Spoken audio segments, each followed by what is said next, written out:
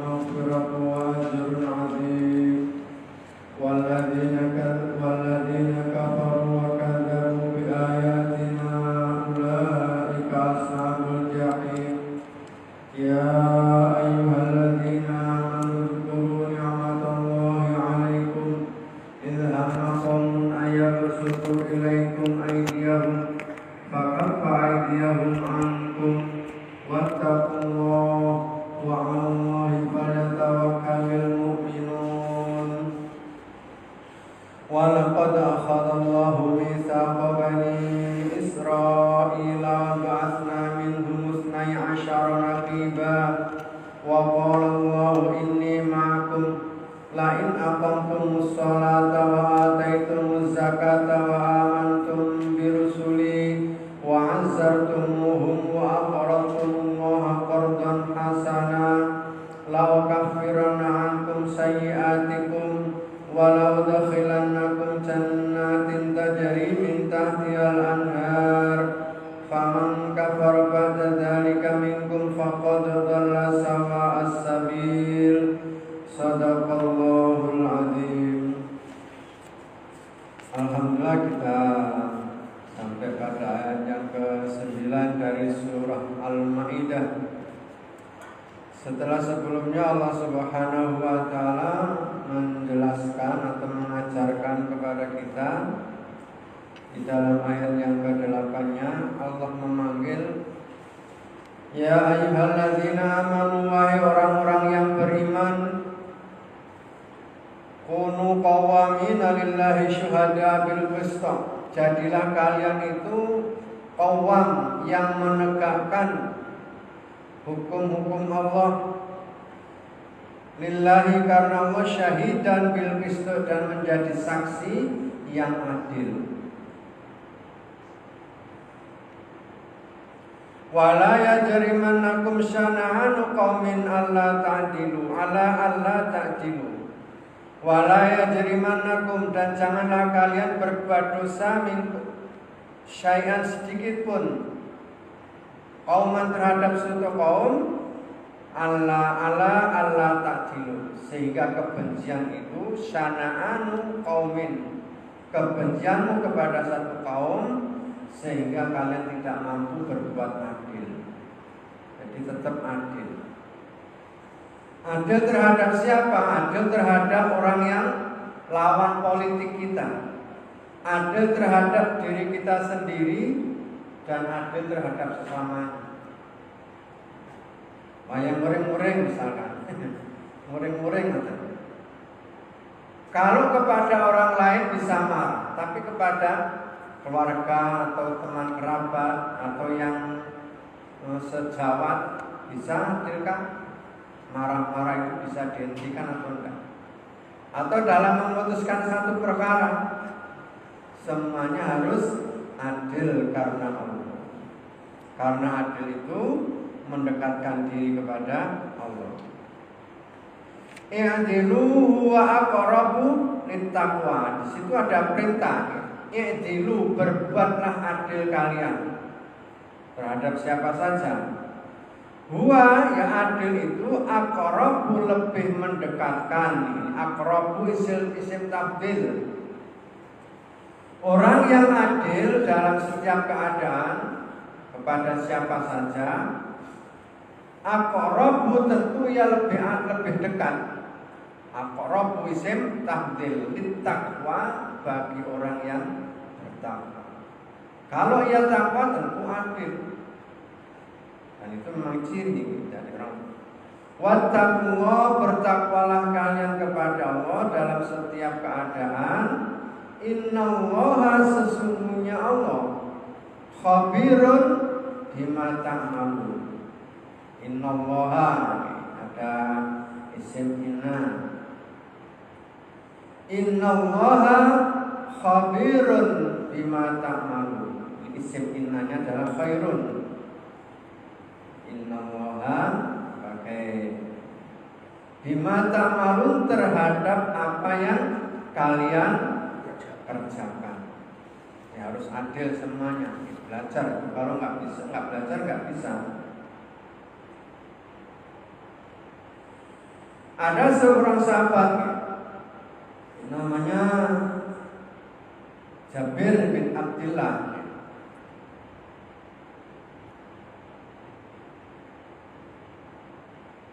An-Nu'man bin Bashir annahu qala. Jadi ada sahabat di Sahihain, di dalam kitab Sahih, dua kitab Sahih dijelaskan. Anin Nu'man bin Bashir, dari Nu'man bin Bashir annahu qala, sesungguhnya dia berkata. Dia akan memberi hadiah kepada anaknya. Memberi anaknya banyak karena anak kaya, ya mungkin lebih dari 2. Memberi salah satu anaknya yang paling disayang. Mungkin biasanya orang tua sayang terhadap yang paling ragil. Sing anak kari diri biasanya disayang.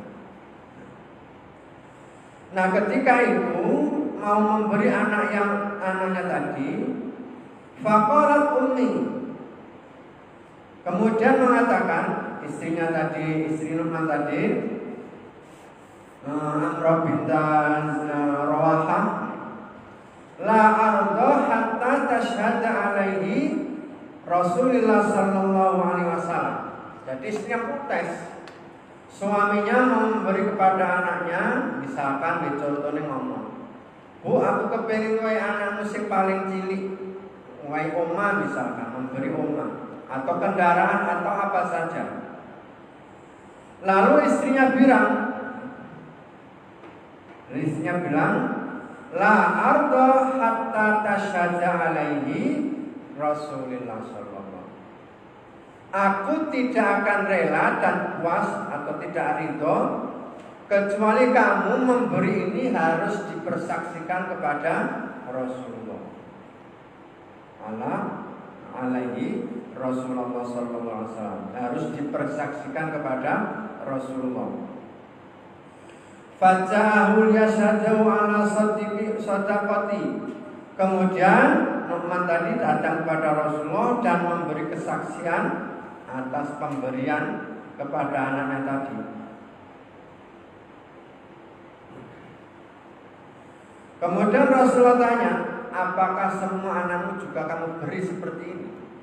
Bulan-bulan anak 5 itu dibagi roto, dikasih semuanya? Enggak ya Rasulullah, jangan. Tak boleh. Jadi Rasulullah tidak mau. Ini la asyhadu ala zu. Aku tidak akan mau menjadi saksi kalau itu dalam pertengkaran, gak adil. Dalam keterangan yang lain ditanya, apakah kamu gak ingin anak-anakmu nurut? Terjadinya perselisihan, mungkin si anak wong tua gak wani tukaran. Nanti kalau orang tua sudah gak ada, meninggal dunia, baru tukaran, teko, perselisihan, permusuhan itu akan datang. Oleh karena itu boleh memberi hadiah kepada anak harus sama ketika masih hidup. Kalau sudah meninggal ya tentu dibagi warisan. Ini tidak boleh. I'dilu, berbuat adillah. Lalu pada ayat yang ke-9-nya Allah Subhanahu wa taala menerangkan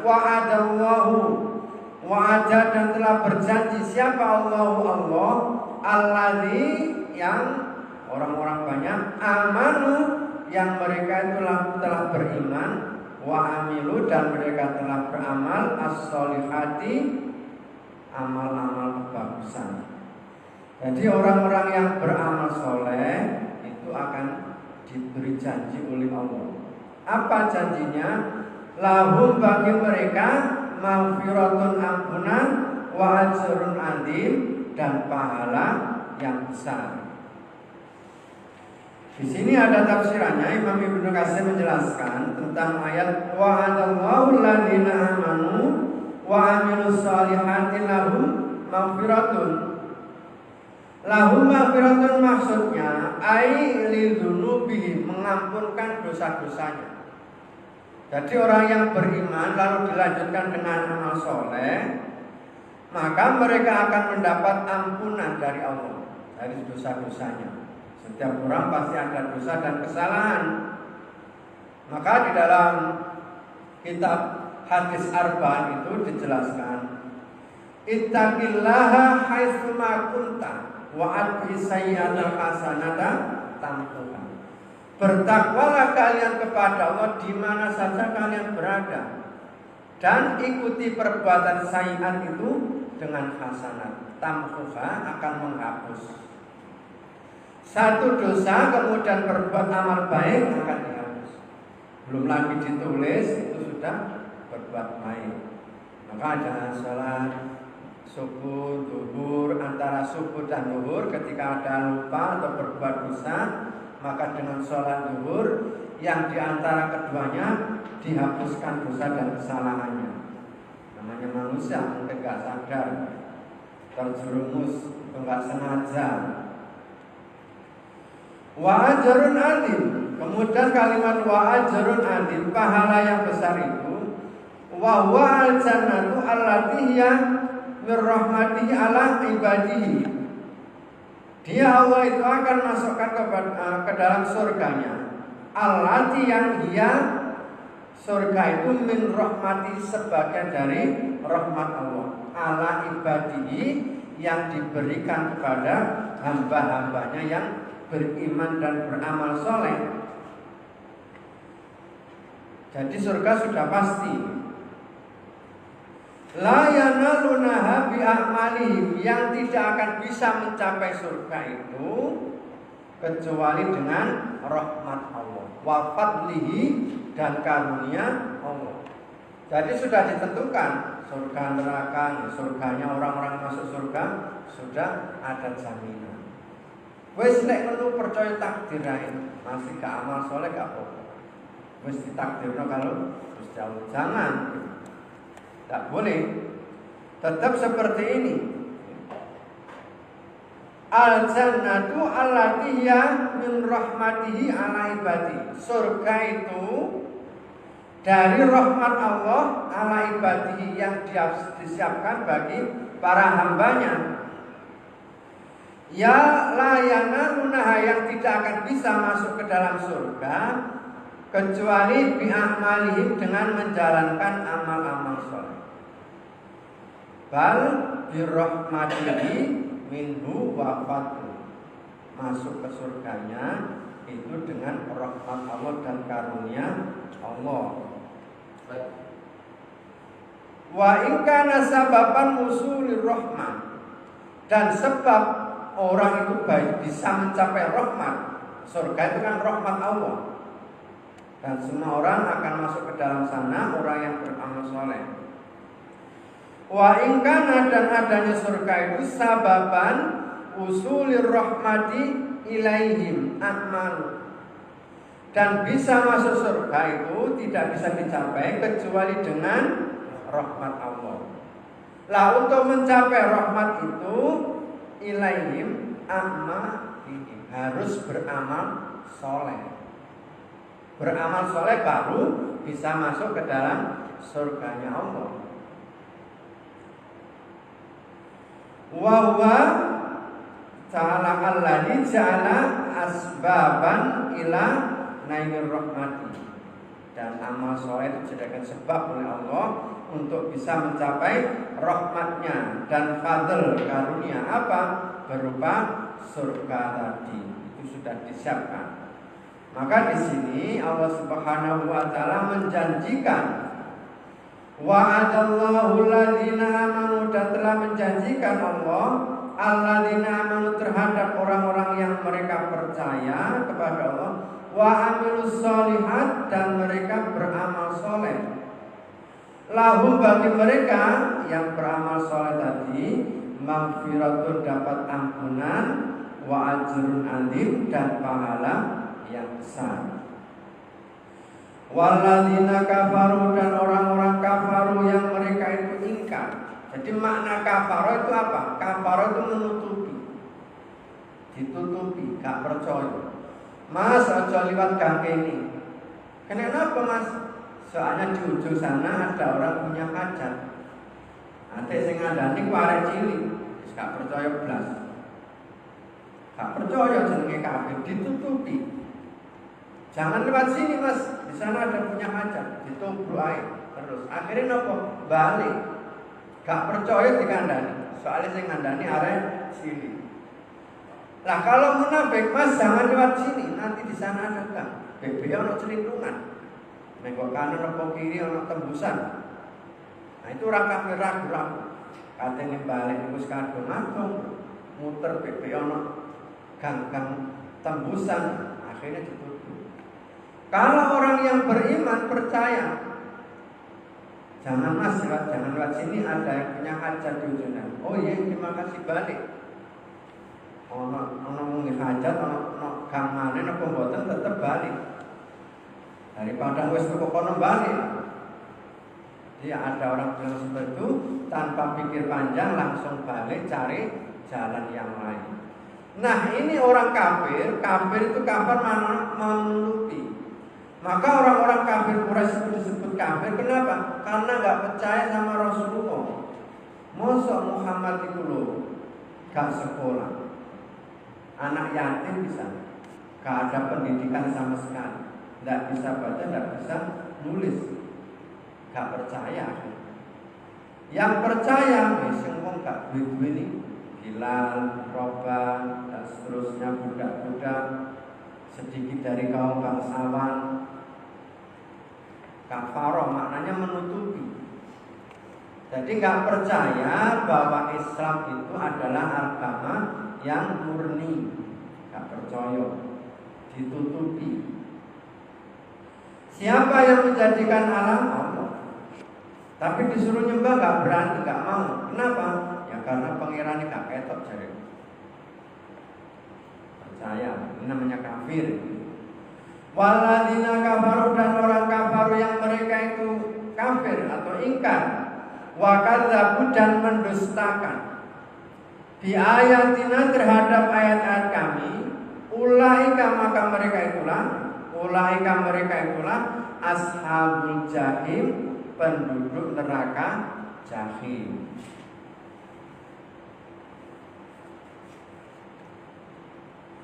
Di sini ada sebuah cerita. Jadi di sini disebutkan Zakaro an Abi Salamah, dari Abi Salamah mengatakan, an Jabir bin Abdillah, dari Jabir bin Abdillah, anna Nabiya sallallahu alaihi wasallam, sesungguhnya Rasulullah sallallahu alaihi wasallam nazala manzilah. Jadi berhenti di suatu tempat, wa tafarraqan nasa fil ardh. Kemudian para sahabat itu berpencar, berpisah dari Rasulullah karena perjalanan itu pada siang yang sangat terik, panas sekali, sehingga semua berpencar karena payah. Lalu Rasulullah berteduh di bawah sebuah pohon yang rindang. Demikian pula sahabat berpencar mencari tempat yang rindang untuk apa? Untuk berteduh. Nah setelah itu kemudian wa'alaqan Nabi sallallahu alaihi wasallam salahatan bisyajarati. Kemudian Rasulullah menggantungkan pedangnya di atas pohon. Jadi pedangnya tadi ini untuk perang itu dicenteng dengan pohon kurma, karena kan sana pohon kurma yang banyak, digantungkan di pohon tersebut. Faja'a Arabi, maka tatkala Rasulullah itu sedang berteduh di bawah pohon, ya mungkin kayak senden, kemudian sedikit memejamkan mata, tidur untuk melepaskan lelah tadi, jika pegel. Faja'a Arabi ila saif, kemudian datang seorang Arab yang berniat jahat dan mengambil pedang Rasulullah, diambil.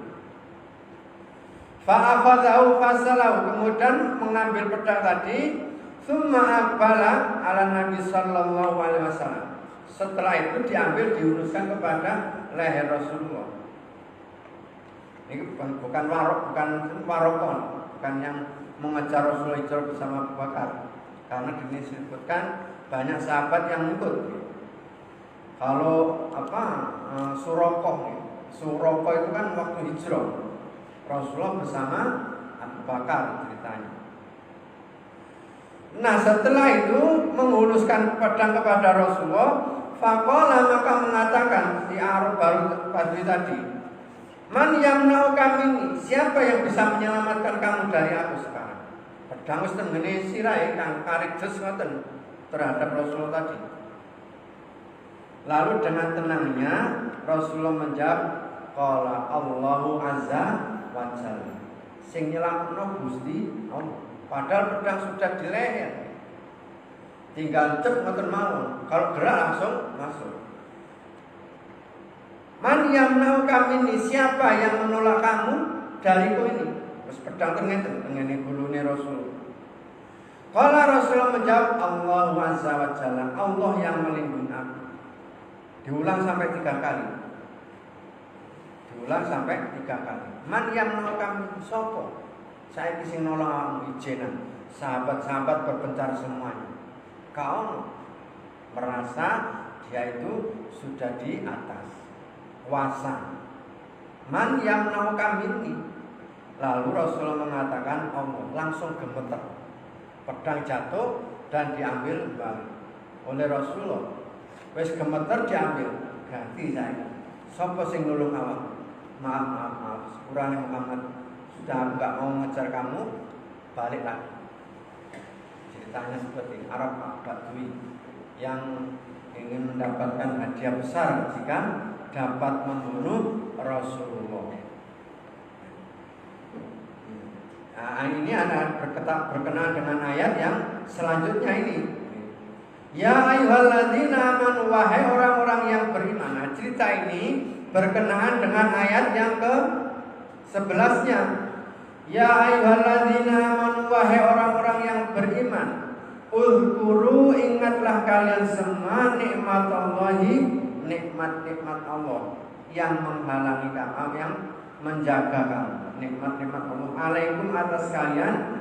Idhamma, ketika seorang kaum, hamma, idhamma qaumun, ketika kaum itu hamma mau berniat jahat. Ham itu niat yang sangat sungguh-sungguh, kepingin, sudah direncanakan. Ayat basutu ilaikum, basat itu ada melapangkan.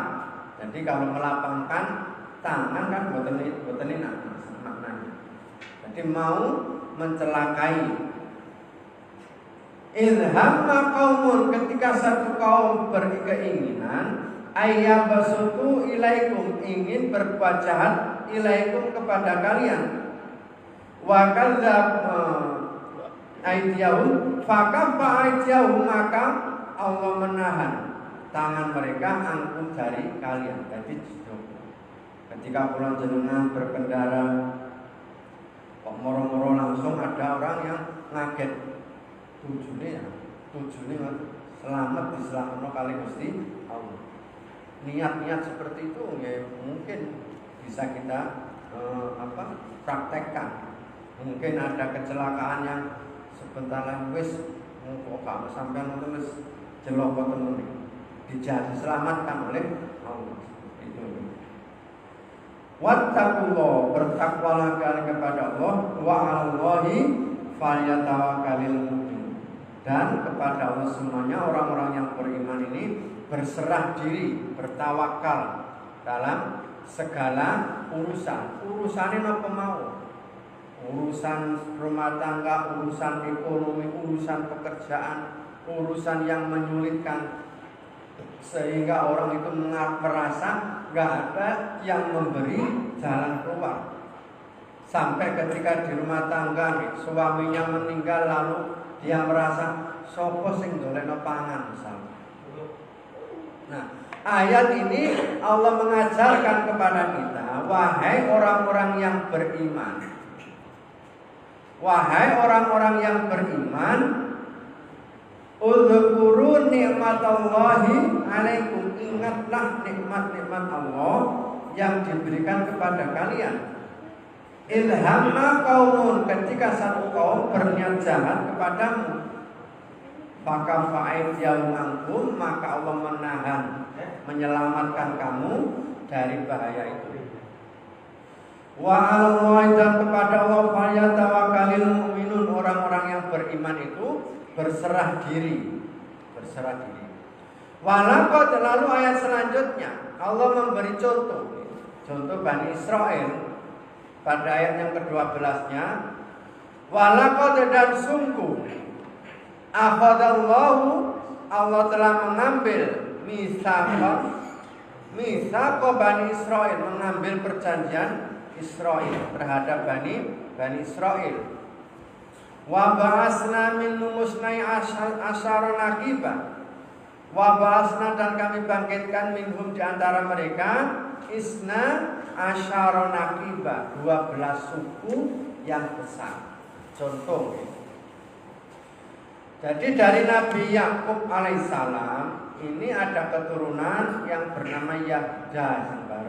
Makanya agama Yahudi dinisbatkan kepada anak Nabi Yakub yang pertama, Yahuda. Ada 10 saudara dari istri yang pertama. Lalu istri yang kedua mempunyai anak bernama Yusuf dan Benyamin, 12 anak tadi. Nah, dari 12 ini Allah membentuk suku-suku yang 12, suku yang besar. Isnai asyara naqiba. Dan dari keturunan ini ada yang menurunkan nabi-nabi, nabi-nabi terus sampai Nabi Isa alaihissalam, keturunannya nabi. Ada yang menjadi pemimpin umat banyak di antara mereka, dilebihkan oleh Allah Subhanahu wa taala. Nah, ketika Allah setelah menceritakan ada 12 suku yang besar ini, Allah berfirman, wa qalallahu inni ma'akum. Allah berfirman, sesungguhnya aku bersama kalian. Kalau di ayat sebelumnya tadi kan memanggil orang-orang yang beriman. Ketika kita ada masalah, Allah menyelamatkan kita. Maka jangan ragu terhadap penggalan kalimat ini. Wa qalallahu inni ma'akum. Sesungguhnya aku ini bersama kalian. Tapi ada syaratnya. Ketika kula jenengan ada masalah, Allah bersama kita. Sebut nama Allah. Ketika kita ingin napa mawon, sebut nama Allah. Berdoa, sebut nama Allah. Syaratnya apa? Yang pertama, lain aqamtumus sholata, jika kalian itu mendirikan sholat. Aqamtum, jadi benar-benar menegakkan syarat rukunnya, waktunya. Orang kalau sudah sholatnya benar, insya Allah jalur itu dikabul. Pasti Allah memberi. Karena di sini kalimatnya ini ma'akum, sesungguhnya aku bersama kalian. Tapi syaratnya lain aqamtumus sholata, lek panjenengan niku teman-teman menegakkan sholat. Wa ataitumuz zakata, dan semua kalian itu menunaikan zakatnya. Zakate niku lek duwe niku senisab, sekarang emas niku misalkan 800 ya umpamane. Nah, itu dikali 90 gram baru dikeluarkan zakatnya. Diambil 2,5%. Bukan milik panjenengan. Jadi dikeluarkan biar selamat. Sekarang itu beda macam-macam ya. Ada yang namanya zakat profesi itu dicicil. Wallahu a'lam bishawab. Karena pendapat ulama itu sekarang sudah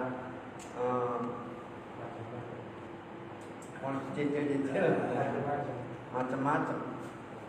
Kalau menurut yang ajaran lama ya pokoknya duit-duit satu nisab dan haul 1 tahun. Saat ini panjenengan duit-duit misalkan 60 juta, keluarkan zakatnya. Sekarang ngumpul 60 juta, nanti setahun baru keluarkan zakat. Dikeluarkan zakatnya, harus ditunaikan zakatnya. Wah, setahun terus tahun entek ya mboten usah. Entek ini kuntek temenan, ya mboten digai-gai. Memang benar kebutuhan untuk ini mungkin bangun apa mawon, mungkin Jadi itu kita zakat. buatan situ. Tapi sebelum itu kalau mau barokah, sisa dapono titik-titik supaya ada keberkahan. Wa amantum birusuli, dan kalian percaya birusuli terhadap para utusan. Wa anzartumuhum, dan kalian bantu mereka. Wa aqradtumullaha qardon hasanah, dan membelanjakan harta kalian qardon hasanah dengan yang baik. Ini perintah. Jadi ketika kita semuanya ada masalah, wa qala Allah inni ma'akum, jangan takut, ada Allah. Ketika Nabi Musa alaihissalam diperintahkan oleh Allah, sekarang tinggalkan kotamu, pergi sampai nyebrang laut, tapi nanti kamu akan diikuti oleh Fir'aun. Carilah jalan yang melalui pantai untuk ditutup Fir'aun. Nah setelah itu, setelah sampai di laut, muridnya Yusha bin Nun ini bertanya, nyebrang, ya Musa kemana ini? Depan laut, belakang Fir'aun. Iki wis tenggelam iki, maju mundur sampai Fir'aun kelihatan. Nah itu Musa. Sehingga muridnya tadi mengatakan, ya Musa inna lamudrakun, wahai Musa ketangkep kita. Wis bakal dipandani sampai Fir'aun karena gak bisa. Allah bersama aku. Gak bisa karena perintah Allah sedemikian, wis terus mawon. Sampai ketika sudah dekat, sudah sekarang idrib bi'asokal bahar. Sekarang laut itu pukullah dengan tongkatmu. Idrib bi'asokal bahar. Tongkatmu pukulkan ke laut. Jadi terbelah jadi dua. Yang dari utara balik ke utara, jadi koyok gunung kering. Kalau menurut pendapat seorang ulama itu pernah saya dengar mengenai Musa memukul laut itu, ada yang mengatakan tunggu ketika kering baru diperintah. Ini kan akal-akalan ya. Perintahnya ya pokoknya ngoten niku, Al-Qur'an jelas, jangan sampai direka-reka. Nah kata seorang ulama itu mengatakan, ketika Musa itu diperintah untuk lari dari Fir'aun, itu nunggu laut ini kering, sat bledek ngoten, sing kena diliwati. Nah, kapan? Lah suwe lah ya. Lah suwe ngoten. Nah, ini kan namanya akal-akalan. Bahkan menurut pertanyaan ketika ditanya tentang Isra Mi'raj, mereka enggak percaya. Ini ciri-ciri Syiah ngoten. Ciri-ciri Syiah itu tidak percaya dengan hal-hal mukjizat seperti itu. Pangapunten. Di dalam surat Al-Baqarah itu ada penggalan ayat di menginjak juz 3 itu menerangkan walau la taqwahin nasa ba'dhum ala ba'din, sekiranya Allah itu tidak menolak kejahat seseorang dengan orang yang lain, lafasadatil ardu, akan rusak bumi ini. Contohnya apa yang sekarang diperlihatkan Allah? Negeri Iran menyerang negeri Israel. Iran itu berpedoman kepada Syiah Rafidhah. Sedangkan orang Islam mulai dari Rasulullah sampai sekarang itu berpegang kepada As-Sunni. Sunni itu sunnah menurut Rasulullah terus. Lah Syiah ini kenapa kok disebut termasuk dengan golongan-golongan Khawarij seperti itu? Kenapa? Karena Syiah ini menganggap selain dari Ali itu kafir. Mestinya setelah Rasulullah yang jadi khalifah itu Ali. Kenapa kok Abu Bakar, terus Umar, terus Utsman? Nah mereka ini nggak percaya kepada Abu Bakar, Umar, Utsman. Itu yang menjadikan kafir. Itu Syiah. Karena kejahatan Israel oleh Allah ditolak dengan kejahatan dari Syiah. Ya wis tukaran. Wong Islam kali ndelok ae. Ini sekali sekilas sebagai tentang Syiah, podo gak ngerti ini. Tapi Syiah itu Iran itu memang dari Syiah. Menurut reka-reka atau penelitian orang-orang, setelah Iran itu nanti nyerang Israel, kemudian Iran nyerang Saudi, dikuasai. Ini kan bukan ngerti. Gua jadi menungso. Jadi Gusti Allah beda. Coba nanti jenengan kalau misalkan dapat mencari kajian-kajian di Gus Baha itu ada yang menjelaskan seperti itu. Jadi sebagai ilmu tambahan mawon. Kalau jelasnya, kalau nggak enten cilik kecil usahaku. Kita lanjutkan, tinggal beberapa kalimat tentang ayat ini. Jadi di sini setiap kita ada masalah, panggil nama Allah. Wa qala inni ma'akum. Sesungguhnya aku bersama kalian, pun khawatir. Sing jamin Gusti Allah, yang menjamin semuanya Allah. Lain aqamtumus sholata pertama ditegakkan, karena di sini kalimatnya akom, dari koma mendirikan, bukan amilah. Amilah kan mengerjakan. Lain aqamtumus sholata wa ataitumuz zakata, dan menunaikan zakat. Kalau belum bisa mampu, nggih minimal sedekah dari hasil kerjanya. 2.000 napa pinten sak mampune. Harus dipaksa. Karena apa? Karena kita nggak tahu mana amal yang diterima oleh Allah. Mungkin dari uang yang kita nggak sadar, nggak merasa minder, ya Allah sedekah di BPE. Dari uang yang sedikit itu Allah justru menerima. Imam Ghazali itu di dalam kitab Nasail Ribat atau Munabbihat itu dijelaskan. Imam Ghazali yang pengarang Ihya Ulumuddin itu, ketika diterima amal, ditanya amalmu apa yang bisa diterima. Ternyata ketika nulis ada lalat minum dari tintanya yang buat nulis itu tadi. Dijarno sampai puas, dijarno sampai melengor sampai puas baru terbang. Ternyata yang diterima niku wau Nabi Musa, wahai Musa, apa kelebihanmu sehingga kamu diangkat sebagai kalimullah? Gak ngerti. Yang diterima napa? Ketika kamu mengembala kambingnya Nabi Su'aib, itu disemburatkan oleh Allah. Didolek wangen, wis sampai pegel. Cara kula jenengan wis gremeng gak karuan. Dikumpul situ gak mangkel lagi. Ditahan, sabar. Yaitu yang aku angkat kamu menjadi rasul.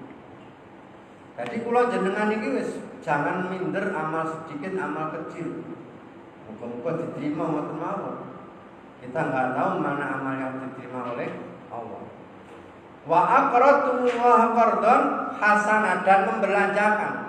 Tadi kan zakat kalimatnya. Zakat bagi yang mampu. Wa aqradtullaha qardan hasanin bagi semua umat umum. Sing gak duwe monggo sedekah. Sedekah senyum, sedekah tenaga, sedekah uang sing diduweni, ngecurno banyu ngombe napa mawon. Itu namanya semuanya sedekah.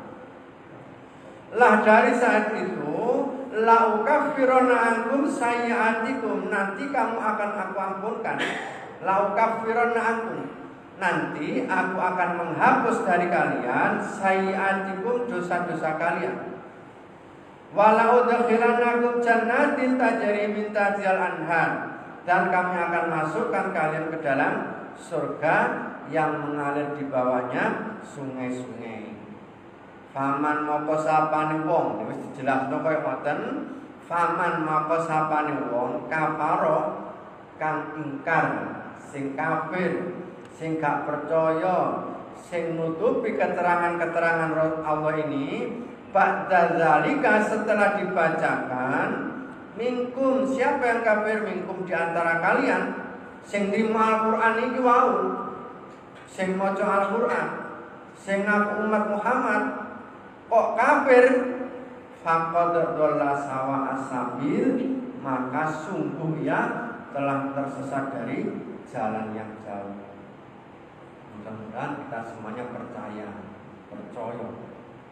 niku angel, dan ini adalah karunia dari Allah. Mudah-mudahan iman kita diterima oleh Allah Subhanahu wa taala. Barakallahu wa lakum fil Qur'anil azim wa nafa'ana wa iyyakum min ayati wa dzikril hakim wa taqabbala minni wa minkum tilawatahu innahu ghafurur rahim.